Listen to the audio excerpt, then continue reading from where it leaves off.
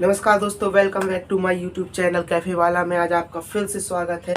आज मैं आपके लिए एक नई इन्फॉर्मेटिव वीडियो लेके आया हूं कि वर्ग 3 शिक्षक पात्रता परीक्षा MPTET वर्ग 1, वर्ग 2 और वर्ग 3 से रिलेटेड एक नया अपडेट आया है।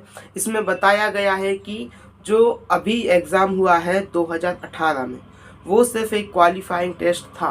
ठीक, तो अब जो आगामी परीक्षाएं होने वाली हैं MPTET की, वो सारी परीक्षाएं उत्तर प्रदेश और राजस्थान की तरह 2 शर्तों में होगी, यानी वो परीक्षा 2 बार की जाएगी। एक बार आपकी परीक्षा ली जाएगी जिसमें आप पात्र रहेंगे, और दूसरी परीक्षा ली जाएगी आपकी चयन परीक्षा। यानी आपको फर्स्ट एग्ज़ाम में जो अभी तक जो 2018 की एग्ज़ाम में बताया गया है कि जिनका स्कोर हाईएस्ट रहेगा, जो मेरिट लिस्ट में आएंगे, उनका सिलेक्शन पहले होता है। लेकिन अब थोड़ा सा ये पैटर्न चेंज हो रहा है। ये मध्य प्रदेश और राजस्थान की परीक्षाओं के आधार पे अब ये 2 प्रकार से टेस्ट लिए जाएंगे। पहला आपका टेस्ट होगा कि आप इसमें पात्रता ले लें, मतलब इसमें आप रैंक करें या ना करें ये बिल्कुल ज़रूरी नहीं है।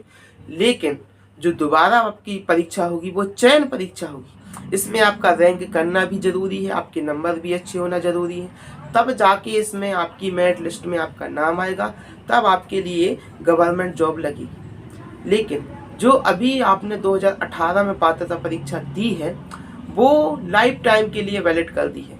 लेकिन उसमें एक चीज़ और रखा गया है कि इसमें न्यूनतम एज 21 साल से 40 साल के बीच में रखी गई है। और जो आपकी पात्रता परीक्षा है और इसके बाद जो चयन परीक्षा है, चयन परीक्षा में अनुकंपा नियुक्ति में छूट रखी गई है। चलिए मैं इसके लिए आपको लाइव पूरा प्रूफ के साथ दिखाने वाला हूँ। तो वैसे सभी लोग स्मार्टफोन यूज़ करते हैं, तो मैं भी आपको स्मार्टफोन पे सारा वीडियो दिखाता हूँ। तो दोस्तों ये देखिए, ये मैंने अपना फ़ोन ऑन कर दिया। ये जो न्यूज़ आई है, जो न्यूज़पेपर में आई है, ये 4/12/2022 को आई है, मतलब आज से सिर्फ एक दिन पहले। तो देखिए, आप इसकी हेडिंग में देख पाएंगे, शिक्षक भर्ती का नया पैटर्न। यह पात्रता परीक्षा में क्वालिफाई होने के बाद सिलेक्शन टेस्ट भी होगा। मतलब आपने जो अभी MPTET का एग्ज़ाम दिया है, उसमें आप सिर्फ ये पात्रता परीक्षा रही, इसके बाद सिलेक्शन टेस्ट अलग से होगा। ठीक है दोस्तों, तो चलिए देखते हैं। इसमें सबसे पहले आप हमारा पॉइंट आता है कि यूपी और राजस्थान में भी 2 परीक्षाओं के बाद होता है चयन। ये बिल्कुल सही बात है कि यूपी और राजस्थान में 2 बार एग्ज़ाम लिया जाता है। एक बार में वो आपको क्वालिफाई करते हैं और उसके बाद आपका सिलेक्शन टेस्ट अलग से लेते हैं। तो चलिए हम इसको डिटेल को आगे देखते हैं। इसमें क्या बताया गया है कि मध्य प्रदेश के सरकारी स्कूलों में होने वाली शिक्षक भर्ती के नियमों में स्कूल शिक्षा विभाग ने बड़ा बदलाव किया। ये आप देख सकते हैं, अभी अभी बदलाव आया है। और अब उम्मीदवार को 2 परीक्षा में क्वालिफाई करना होगा। आपको 2 परीक्षाएं देनी पड़ेंगी। पहली परीक्षा रहेगी आपकी पात्रता परीक्षा, और आगे होने वाली भर्ती परीक्षाओं में MPTET की मेरिट के आधार पर नहीं।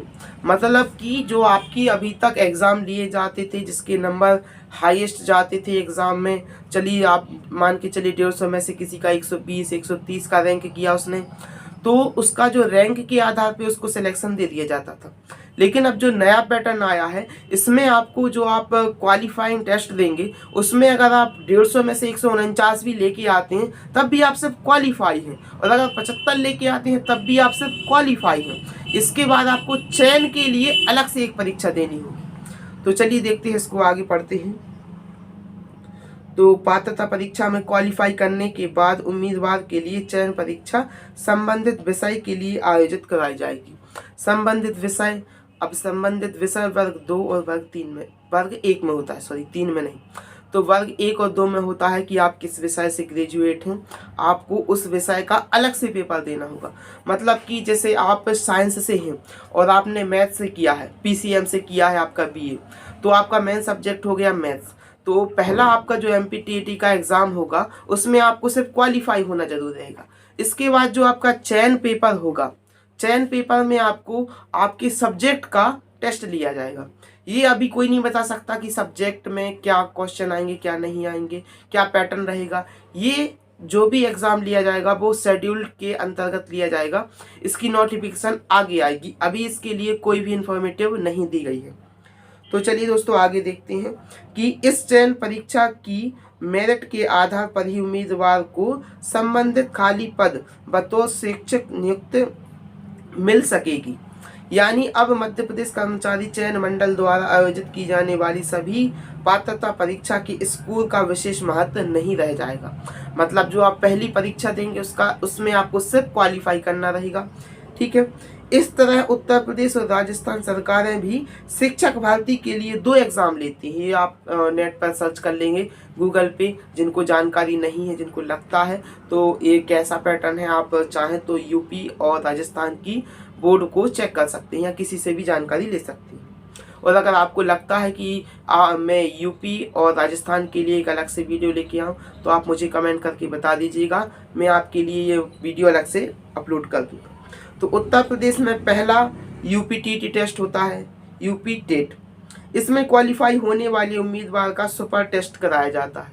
तो जैसा कि मैंने पहले बताया कि 2 टेस्ट होंगे, पहला आप क्वालिफाई कीजिए, उसके बाद सुपर टेस्ट, जैसा सुपर 100 होता है उसी प्रकार से आपका सुपर टेस्ट दोबारा होगा। इसमें क्वालिफाई होने वाले उम्मीदवार का सुपर टेस्ट कराया जाएगा। वहीं राजस्थान में पहला आर टेस्ट, दूसरा Rajasthan eligibility examination for teacher, मतलब रीट एग्ज़ाम होता है।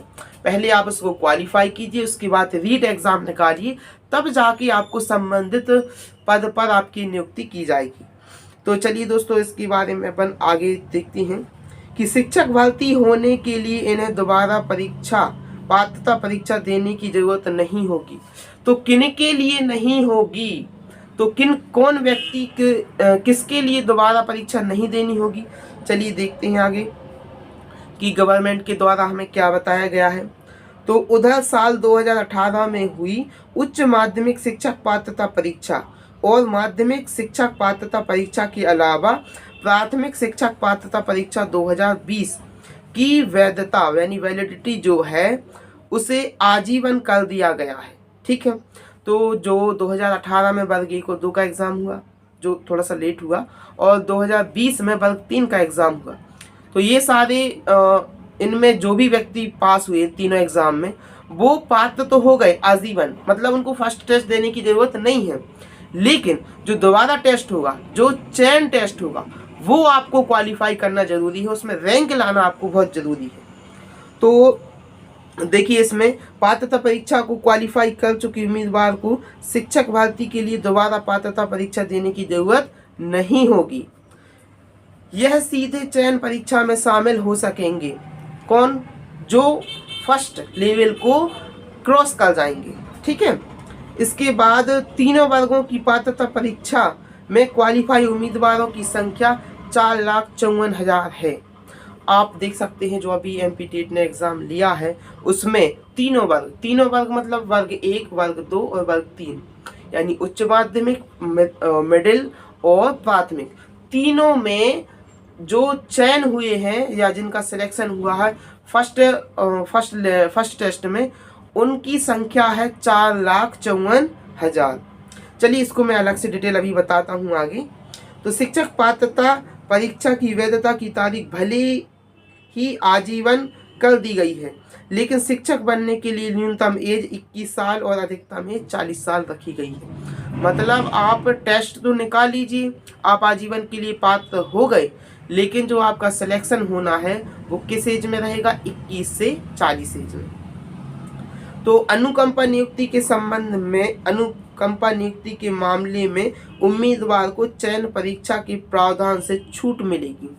मतलब उसको सिर्फ क्वालिफाई होना रहेगा या उसको टेस्ट ही नहीं देना होगा, इसके लिए अलग से डिटेल डाली जाएगी। लेकिन अभी जो हमें जानकारी मिली है उसमें सिर्फ ये बताया गया है कि अनुकंपा नियुक्ति के मामले में उसके लिए चयन परीक्षा नहीं देनी होगी, मतलब सेकंड नंबर का उसको टेस्ट नहीं देना होगा। अब फर्स्ट नंबर का देना होगा या नहीं देना होगा ये आगे हमारे लिए जानकारी मिलेगी, फिलहाल अभी इसमें उपलब्ध नहीं है तो मैं आपको नहीं दे पाऊंगा। इसके बाद थोड़ा सा अपन चर्चा कर ले कि तीनों फॉर्मेट वर्ग 1, वर्ग 2 और वर्ग 3 में कितने स्टूडेंट्स क्वालिफाई हुए हैं। तो आप इसमें देख पाएंगे कि उच्च माध्यमिक शिक्षक पात्रता परीक्षा 2018 में 42,967 अभ्यर्थी पास हुए थे, ये क्वालिफाई रखते हैं। इसके बाद माध्यमिक शिक्षा पात्रता परीक्षा 2018 इसमें हुए थे 2,16,240, यानी वर्ग 2 में पहले एक से ज़्यादा हुए थे। इसके बाद प्राथमिक शिक्षक पात्रता परीक्षा 2020 इसमें हुए थे 1,94,949 अभ्यर्थी। इसमें इतने ही अभ्यर्थी पास हुए थे, तो टोटल 4,54,156 अभ्यर्थी जो कि पास हुए थे। तो इसके बाद एक और इम्पोर्टेंट नोट निकल के आता है कि आपके पद और उसके लिए शैक्षणिक अर्हता मतलब योग्यता। तो आप देख पाएंगे कि उच्च माध्यमिक शिक्षक के लिए आपको संबंधित विषय में सेकंड डिवीजन या पीजी डिग्री के साथ ग्रेजुएट के साथ बीएड अनिवार्य है। मतलब आप एमए कीजिए, एमएससी कीजिए, एमकॉम कीजिए, आपके पास स्नातक से ऊपर डिग्री होनी चाहिए, फाइनल से ऊपर, ठीक है। और उसके साथ साथ आपके पास बीएड होना अति अनिवार्य है, ठीक। इसके बाद आप अपन बात करते हैं माध्यमिक शिक्षक यानी मिडिल स्कूल 6 से 8 और हाई स्कूल होता है 9 से 12 या हायर सेकेंडरी 11 से 12। तो चलिए मिडिल की हम बात करते हैं कि संबंधित विषय में यूजी डिग्री व प्राथमिक कक्षा में 2 वर्षीय डिप्लोमा या समकक्ष संबंधित विषय में न्यूनतम 50% अंक के साथ यूजी डिग्री के साथ शिक्षक शास्त्र में 1 वर्षीय स्नातक डिग्री, यानी कि इसमें क्या रहेगी बीएड संबंधित विषय में 45 अंकों के साथ यूजी एवं बीएड संबंधित विषय में 50% अंकों के साथ 12वीं और 4 वर्षीय इंटीग्रेटेड बीएड। तो इसमें माध्यमिक में आपकी बीएड की डिग्री को भी जोड़ दिया गया है, 1 वर्षीय स्नातक। तो इसमें आपका जो अभी तक जो चलता है जो कि बीए फाइनल हो या बीएससी हो या बीकॉम हो प्लस बीकॉम नहीं बीए सॉरी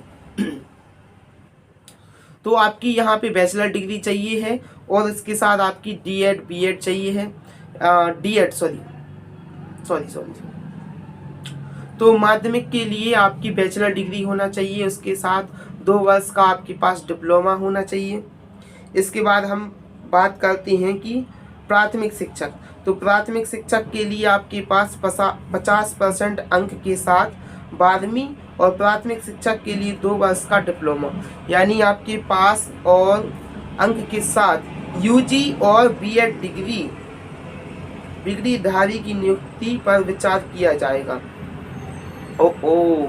ये थोड़ा सा और डिफिकल्ट इसने बना दिया है कि इसमें बीएड को अनिवार्य किए हुए हैं। तो चलिए आगे अपन इसको देखेंगे कि इसके संबंध में और क्या अपडेट आता है। फिलहाल अभी इतना ही आया है। इसके बाद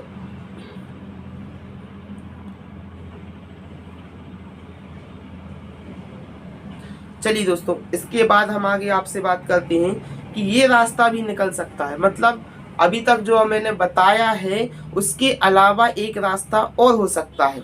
तो इधर प्रमोशन के पदों को भी भरने की तैयारी, प्रमोशन अपडेट कर देंगे उसको कि नए भर्ती नियमों में प्रमोशन का भी रास्ता निकल गया है। प्रमोशन से भरे जाने वाले पदों को भरने की जरूरत है, तो संबंधित अधिकारी व शिक्षक की वरिष्ठता के साथ योग्यता के आधार पर उन्हें उच्च पद पर नियुक्त किया जा सकता है। मतलब वो ऊपर वाले पद पर जा पाएंगे। हालांकि उसके वेतन में कोई बदलाव नहीं किया जाएगा, यानी उच्च माध्यमिक शिक्षक हाई स्कूल में कार्यवाहक प्राचार्य या उप प्राचार्य बन सकेगा। देखिए, पेमेंट आपकी बढ़नी नहीं है, सिर्फ आपका पद, आपका ओहदा बढ़ाया जाएगा। तो जैसे कि उच्च माध्यमिक शिक्षक और इसमें हाई स्कूल में कार्यवाहक प्राचार्य या उप प्राचार्य बन सकेंगे। हाई स्कूल के उच्च मतलब हाई वर्ग 1 वाले हाई स्कूल 9वीं 10वीं के प्राचार्य या उप प्राचार्य बन सकते हैं। इसके बाद अपन देखें कि इसी तरह माध्यमिक शिक्षक माध्यमिक स्कूल के प्रधान अध्यापक को उच्च माध्यमिक शिक्षक का पद नाम और माध्यमिक शिक्षक की माध्यमिक शाला में प्रधान अध्यापक बनाए जा सकेंगे। यानी इन प्रमोशन को डमी प्रमोशन भी कहा जा सकता है। तो ये बहुत सारे बदलाव किए गए हैं हमारी सरकार के द्वारा। तो अगर आपको कोई चीज़ में डाउट होता है तो आप मुझे कमेंट करके बताइएगा, मैं आपके लिए उसके लिए अलग से डिटेल से चर्चा करके बता दूंगा, ये आपका डाउट सॉल्व कर दूंगा। तो चलिए दोस्तों, आप ये देख पाएँ आपने सभी लोगों ने अभी तक, जिन लोगों ने अभी तक ये वीडियो देखा उनका बहुत बहुत धन्यवाद।